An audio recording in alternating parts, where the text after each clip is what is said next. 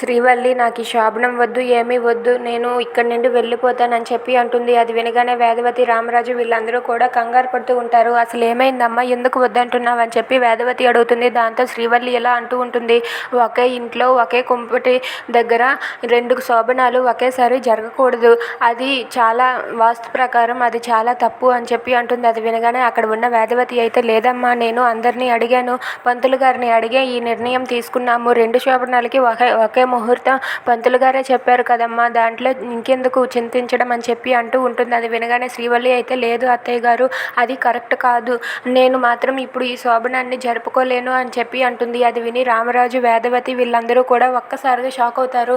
ఇలా జరిగితే ఇంట్లో వాళ్ళకి ఏదో ఒకటి ఆటంకం కలుగుతుంది, మన ఇంట్లో ఎవరికైనా ఏమైనా జరగవచ్చు అని చెప్పి అంటుంది. అది వినగానే అక్కడ ఉన్న వాళ్ళందరూ కూడా ఒక్కసారిగా షాక్ అయిపోతారు. ఇక శ్రీవల్లి మాటలు విని వేదవతి అయితే అలా చూస్తూ ఉంటుంది. ఇక అక్కడ ఉన్న నర్మద అయితే, ఏంటి ఈ అమ్మాయి ఎలా మాట్లాడుతుంది, ఈ అమ్మాయికి ఎవరు చెప్పారు, ఇవన్నీ ఈ అమ్మాయికి ఎలా తెలుసు అని చెప్పి నర్మద అనుకుంటూ ఉంటుంది. ఇక శ్రీవల్లి మాత్రం, ఒకే ఇంట్లో 2 శోభనాలు ఒకేసారి జరగకూడదు అత్తయ్య, వాళ్ళు ఎలాగో ఆగరు, అందుకే మేమైనా ఆగిపోతాం అత్తయ్య అని చెప్పి అంటుంది. అది విని నర్మద వాళ్ళైతే అలా చూస్తూ ఉండిపోతారు.